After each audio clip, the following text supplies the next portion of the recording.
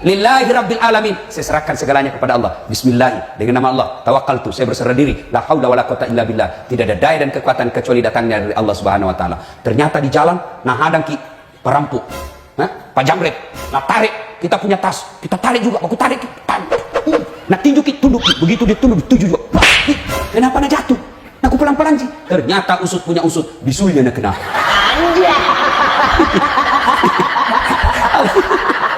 Allah yang gerak ada kena gundana. Coba kita hafal gini doa. Hafal. Kalau tidak hafal berarti tidak pernah sembahyang. Setiap keluar rumah perhatikan pakaian tak.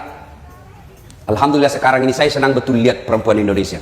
Kalau 10 perempuan yang kumpul, untung kalau ada satu tidak pakai jilbab. Rata-rata ibu-ibu sekarang pakai jilbab nih. Alhamdulillah. Kriteria pertama pakaian menutup aurat sudah terpenuhi. Kriteria yang kedua yang mulai kita longgar. Apa itu? Tidak mempertontonkan lekuk-lekuk tubuh.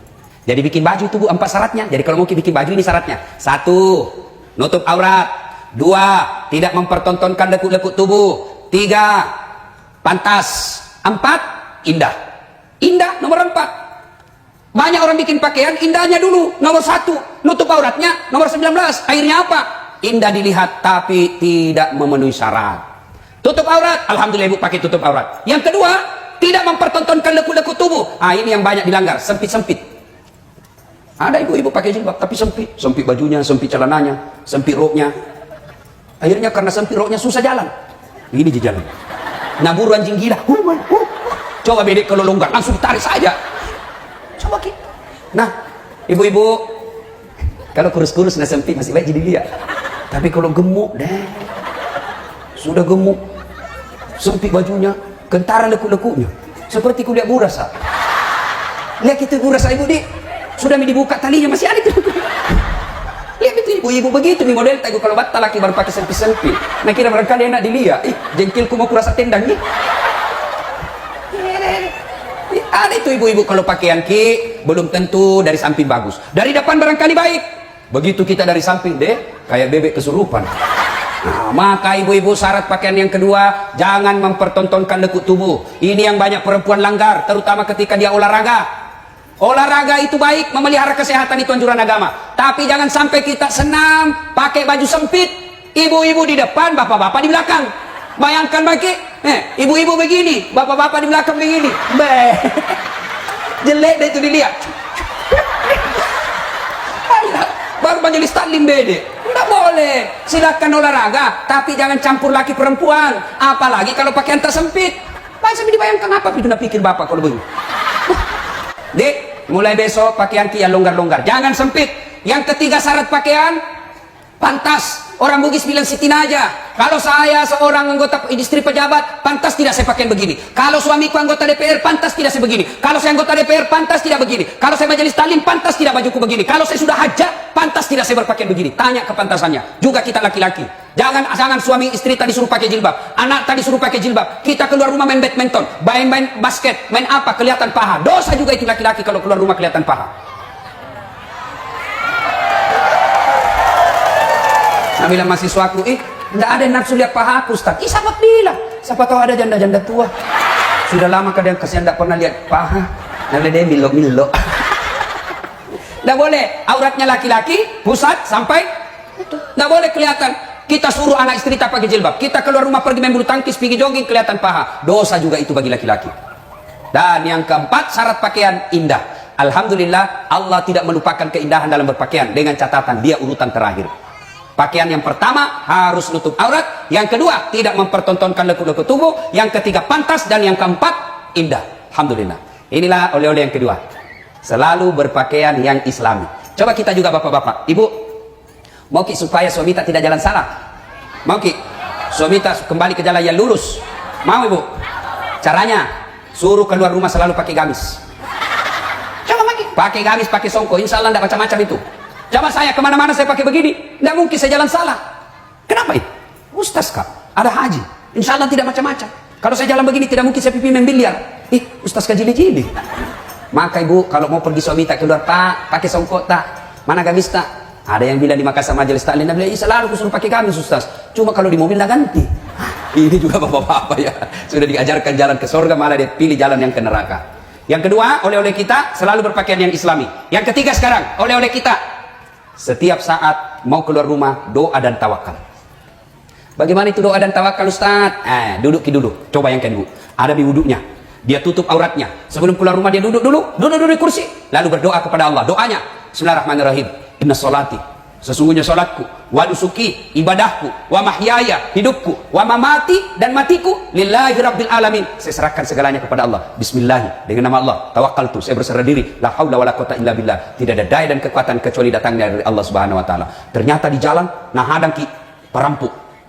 Pak Jamret, nah tarik, kita punya tas, kita tarik juga, aku tarik, tarik. Nah tinju ki, tunduk ki, begitu dia tunduk, dituju juga. Kenapa nak jatuh? Aku pelan-pelan sih. Ternyata usut punya usut, disulinya nak kena.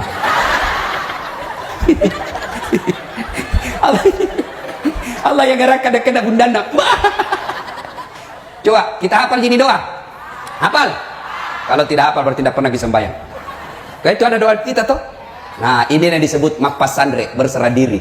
Inna salati wa nusuki wa mahyaya wa mamati lillahi rabbil alamin. Bismillahi tawakkaltu ala Allah. La haula wala quwata illa billah. Keluar. Insya Allah tiba-tiba di jalan bang, tabrak, mati. Bapak mati syahid. Kenapa mati syahid? Satu, dia sudah ada wuduknya. Dua, dia tutup auratnya. Tiga, dia sudah berdoa. Matiku, hidupku, semuanya serahkan kepada Allah. Masya Allah. Maka baca ini setiap mau keluar rumah. Cuma sekarang modern salah-salah maki. Mau keluar rumah bukan ini doa yang kita baca. Mau keluar rumah apa nak bilang? Goodbye daddy. Daddy toh. Padahal dia di rumahnya nak panggil suaminya Ambo. Dedi, dede. Mau dari salah-salah. Ini pengaruhnya peling India. Nabi lama makku ada tuh gunanya itu peling India nak. Maka tuh sih kada di negara makku relo mak gosip. Mon romanan di bulan menonton. Loh, bagus juga. Nah, cuma yang jadi masalah ada ibu-ibu nonton film India, nah bayangkan suaminya Sahrul Khan. Wah, tinggi sekali cita-cita. Yang keempat, kita ulang dulu, nanti kita lupa lagi. Apa yang pertama? Wudu. Yang kedua? Berpakaian Islami. Yang ketiga? Doa dan tawakal. Yang keempat, tiada hari tanpa sholat duha. Coba kita amalkan ini Bu. Ibu-ibu, siapa punya dunia? Siapa? Allah. Bupati paling berkuasa di Luhut Timur, itu pun 5 tahun. Kalau terpilih lagi 10 tahun, paling lama itu. Tapi siapa yang punya dunia ini? Allah. Artinya, kalau mau punya dunia dengan baik, dekati yang punya dunia. Siapa yang punya dunia? Allah. Gimana caranya supaya nak kasih ke dunia? Ada fasilitas namanya sholat duha. Mulai besok. Kapan caranya? Kapan waktunya Ustaz? Sholat duha kira-kira jam 7 sampai setengah 12. Bagaimana caranya Ustaz? Sama sholat sunnah yang lain. Sama sholat tarawih. Sama caranya sholat tahajud. Sama caranya sholat hajat. Sama caranya sholat taubat. Cuma beda niat. Kalau duha, niatnya duha. Kalau tahajud, niatnya tahajud. Kalau duha, niat duha. Kalau hajat, niatnya hajat. Cara bacaannya, gerakan-gerakannya sama. Maka jam 7, jam 8 pergi miswamita ke sawah. Pergi miswamita ke kebun. Pergi miswamita ke kantor. Pergi miswamita ke pasar berdagang. Maka istri yang baik, dia tinggal bantu suaminya. Dia bantu suaminya cari nafkah. Dengan cara apa? Dia tinggal di rumahnya sholat duha. 2 rakaat sampai 8. Maksudnya apa Ustaz? 2 rakaat salam, 2 rakaat salam, 2 rakaat salam, 2 rakaat salam. Berarti 4 kali salam. Tiap 2 rakaat salam. Boleh 2 rakaat? Boleh. 4 rakaat? Bagus. 6 rakaat lebih utama. 8 tokcer paling hebat. Coba. Ibu-ibu tidak usah cemas. Kecil ini buat Allah kasih ke kebun. Kecil buat Allah kasih kita ini apa yang kita mau. Caranya apa? Minta kepada Allah. Caranya sholat perbaiki dalam sholat duha. Perbaiki sholat. Bu, bukan mau takabur. Ini rumus hidup saya dalam sholat duha. Sholat duha mengangkat derajat saya Bu. Saya ingat waktu masih SMA saya Bu. Kalau bunyi bel, orang pada lari ke kantin. Saya ke musola dulu. Sholat duha 2 rakaat paling 5 menit. Saya berdoa 2 menit, 7 menit saja. Istirahat 30 menit. Masih ada waktuku 23 menit setelah saya sholat. Setelah saya sholat saya berdoa, ya Allah saya terima nasibku miskin. Saya terima nasib bapakku miskin. Tapi jangan pula engkau miskinkan akhlak dan ilmuku. Jadikan diri hamba sebagai pusat ilmu pengetahuan ya Allah. Tidak ada yang mustahil bagimu ya Allah. Jadikan diri hamba sebagai pusat ilmu pengetahuan. Berikan saya kecerdasan, kemudahan dalam pemahaman. Selesai. 37 menit. Sudah itu, baru saya ke kantin. Kalau ada uang. Kalau tidak ada uang, cari anak orang kaya dongo. Ada PR dasar? Ada. Mau saya kerjakan? Iya, susahnya gampang. Tapi berikan jalan kote nah. Salat duha. Alhamdulillah, dengan sholat duha itu, sepertinya saya selalu istilahkan begini. 5 saya minta sama Allah, nah kasih ke Allah 5.000. Bayangkan, apa yang saya dapati sekarang lebih banyak dari apa yang saya mau. caranya? Sholat duha. Dari kecil saya sholat duha. Minta kalau Allah kasih ibu gampang. Ini ibu-ibu nih yang sudah muka-muka sakaratil maut. Nah, kan tidak mungkin maki ibu jadi camat. Iya, tidak mungkin maki jadi dokter. Tidak mungkin nih. Tapi jangkit putus asa. Lanjutkan cita-cita tak. Kemana? Anak tak. Pergi anak tak sekolah, tinggal ki sholat duha. Doakan anak tak. Suami tak pergi cari nafkah, tinggal ki bantui sholat duha. Selesai salat duha berdoa ki, ya Allah saat yang mengatur rezekinya suamiku, Engkau yang maha kaya ya Allah, Engkau yang tak terbatas kasih sayangnya. Jika rezekinya dan lekna lakek kuang kamu pi kolangi kuang panoi, ko ilalangi tanai kuang pendrei, ya ko mabela mopi, pacaweki, ya ko cedek mopi kuang pak gendai. Yang paling penting ya Allah pak barakai. Sudah itu kita SMS suami tak, Pak, jangkit menghalalkan cara di kantor. Baru saja saya doakan ki salat duha, insya Allah murah rezeki kita. Coba kita SMS begitu suami tak, langsung semangat. Itu kita laki-laki kalau dapat SMS begini langsung dikasih lihat semua teman tak di kantor. Hei, lihat ke istriku. Bagaimana saya tidak sayang? Lihat, tiap pagi SMS-nya. Pernah kita SMS begitu, Solita? Pernah? Dede. Paling SMS-nya bilang temanku, paling SMS-nya Ustaz, jangan lupa singgah beli telur. Wah, baru suaminya kepala dinas. Disuruh singgah kodong beli telur. SMS suami tak dengan semangat seperti sholat duha kibu. Anak tak pergi belajar, kita bantu di belakang. Ya Allah, angkat derajatku melalui anakku ya Allah. Kalau tidak tahu bahasa Indonesia, ya maki bahasa Indonesia, bahasa Bugis. Boleh juga berdoa begini, puang, kamasei kasih anakku paruntu ya gana sapa puang, pacedece ini tuona supaya ia makasih tuoku. Boleh ki berdoa begitu. Tidak harus ki bahasa Arab. Daripada bahasa Arab kita tidak tahu artinya, bingungi malaikat. Dia bilang malaikat, kasih ini ibu. Dia minta anaknya cerdas, dan minta jodoh ini. Malaikat. Nih bu, doa ki. Ini para caleg, ada caleg di sini? Banyak? Banyak? Seterina Pak Wakil Bupati ku dengar caleg juga. Ya sudahlah, sambil kita bersosialisasi, kita berdoa dalam sholat duha. Tiada hari tanpa sholat duha. Tiap hari kita sholat duha. Bagaimana caranya Ustaz? Sama kalau kita taraweh, bacaannya sama. Apa beda? Niat. Kalau taraweh, taraweh niatnya. Kalau duha, duha niatnya. Sholli sunnatal duha, raka'ataini lillahi ta'ala, Allahu Akbar. Saya niat sholat sunnah duha, 2 rakaat sunnah hukumnya bagi saya lillahi ta'ala, Allahu Akbar. Sudah itu Allahu Akbar. Baca doa iftitah, baca Al-Fatihah, baca surah Wadduha kalau hafal. Kalau tidak hafal, boleh surah apa saja. Qul huwallah boleh. Rakaat kedua qul huwallah lagi. Rakaat ketiga qul huwallah lagi. Rakaat keempat qul huwallah lagi. Sampai malaikat bosan dengar ki. Boleh. Yang penting jangan ki baca yang kita tidak hafal. Seperti Wattini, jangan biasa waktu sambung walasri atau Al-Kafirun, jangan lalu coba-coba cari penyakit. Wala antum abiduna ma abud, wala ana abidum ma abattum, wala antum abiduna ma, wala ana abidum ma abattum, wala antum. Naturungi pusat. Jangan bagi cari susah. Ya, sudah. Rakaat ke-1 turun, naik lagi. Fatihah, baca surah pendek. Tadi Wadduha kalau hafal. As-Samsi was-Samsi. Rakaat kedua tidak hafal, qul huwallah lagi. Bahkan boleh tidak pakai surah pendek, boleh. Waladhdallin, amin. Sudah, ruku. Minimal 1 ayat, Waladhdallin, amin. Bismillahirrahmanirrahim. Alif lam mim. Allahu Akbar. Boleh. Jelas ya? Jelas. Coba amalkan ini sholat duha. Masya Allah. Sholat duha Allah berikan fasilitas untuk kejayaan dunia. Ya? Nampak oleh-oleh tato? Salat duha. Sudah? Fil alamina innaka hamidum majid. Assalamualaikum warahmatullahi. Assalamualaikum warahmatullahi. Sudah? Lanjut lagi 2 sampai 8. Sudah? Enak perasaan. Masya Allah ibu. Ini contoh hebatnya itu salat duha. Waktu saya ujian terakhir doktor luar negeri. Itu orang ujian umumnya 3 jam. Paling cepat nih. Saya ku telepon mamaku. Mak, telo doang anak, karena mamaku tidak tahu bahasa Indonesia. Mapamula tate asera, letut tate 10 sidi. Lampek na tu. Akan dibaca. Koko nama sampajak bawa kima. Duha, purero masalawat kina. Tudan ni, kocapu ilo doang atak, tudan ni. Salawat ki, salat duha 8 rakaat. Apa yang terjadi Bapak Ibu sekalian? Orang umumnya 3 jam, saya 45 menit selesai. Bahkan satu penguji saya keluar air matanya ketika saya jelaskan itu, terharu. Ini salat duha, tidak ada mustahil. Jangan makin cemas soal anak-anak kita makannya apa. Allah yang punya dunia, kasih baik sojak salatnya, ajar salat duha dari kecil. Ya, ibu-ibu perbaiki salat. Ya, tidak usah kita pergi cari-cari dukun. Ini tiba-tiba bisnisnya bermasalah, tetangganya nasalahkan. Hai, pasti ini najapi-japi yang ini. Jangan makin lebih kita salat duha. Ya, inilah yang ke-4. Yang kelima, oleh kita tiada hari tanpa bersalawat. Banyak-banyak berselawat. Tahu jadi selawat ibu?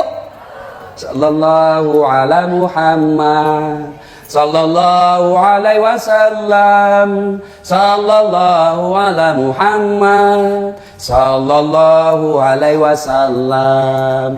Saya kalau di Makassar salawat begini ikut semua majelis taklim. Di sini nanti lihat kak. Kira barangkali ku nyanyikannya. Sallallahu ala Muhammad, sallallahu alaihi wasallam, sallallahu ala Muhammad, sallallahu alaihi wasallam. Ibu coba kiamalkan ini, Bu. Coba kiamalkan. Saya sering amalkan. Ketika kita lagi cemas, lagi gundah gulana, lagi sengsara pikiran dan perasaan, ambil wudu. Majenik yolo, baru sholat hajat ki 2 rakaat dulu.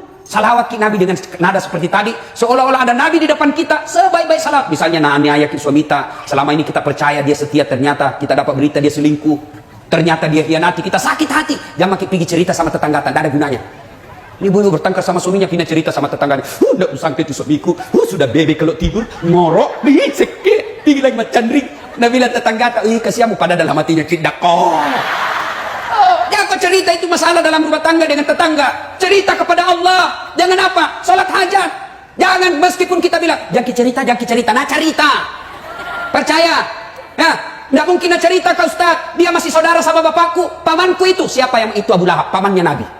Masa ada cerita ke Ustaz? Masih sepupu kah itu? Siapa itu? Abu Sofyan. Sepupu satu kalinya Nabi. Masa ada cerita ke Ustaz? Saudara aku itu. Siapa yang dorong Nabi Yusuf masuk ke sumur? Saudaranya.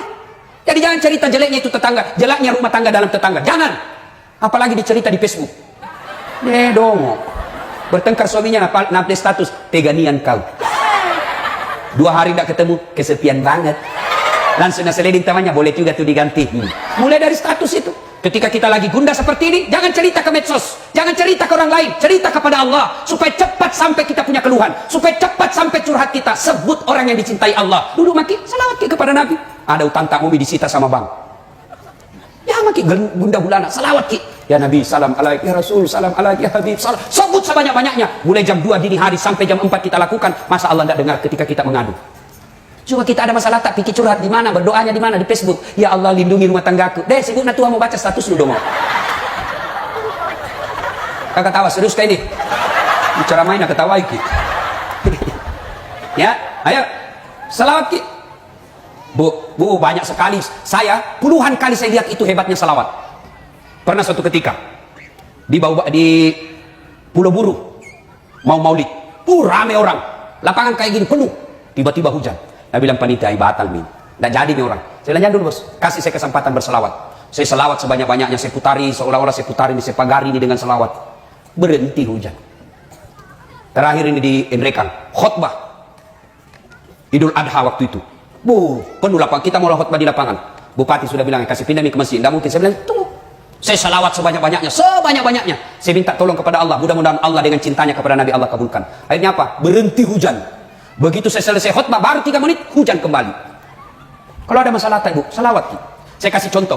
Saya sahabat misalnya sama Pak Wakil Bupati. Pak Bupati, saya sahabat. Ada anakku nakal, banyak sekali. Sakit gigi Pak Bupati, nak tumbuk tiang listrik. Lewat rumah Pak Bupati, nak lempar mobilnya. Banyak kan memang tong. Tapi mau ditangkap. Saudara, bagus sih Pak Ustaz. Meninggal saya. Tiba-tiba datang anakku minta tolong, Pak Wakil, bantu kak kasihan. Mau kak membayar lah ada bapakku. Nabi bilang Pak Wakil, ini anak-anak dia gapali sutaruna.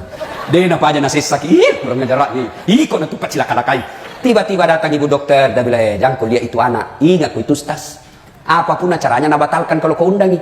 Baiknya itu Ustaz, jangan kau lihat itu anak. Bapaknya kau ingat. Akhirnya apa? Pak Wakil kabulkan permintaannya. Gara-gara apa? Bukan karena ini anak, tapi karena ingat bapaknya. Kalau Allah lihat dosa-dosa tak, nipu suami, nipu mertua, kasar sama orang, banyak bohongnya. Nabi bilang Tuhan, bagaimana mau kabulkan doamu? Nak kopak baleang. Tapi karena kita sebut kekasih Allah, ya Nabi salam alaik, ya Rasul salam alaik, ya Habib salam alaik. Akhirnya Allah kabulkan doa tak, bukan karena kita, tapi karena cintanya Allah kepada Nabi. Nah ibu bapak saudara-saudara sekalian, inilah tausiah kita pada taklim kita kali ini. Mudah-mudahan ada manfaat. Nonton bapak, sudah itu kau nonton, jangan lupa like and share.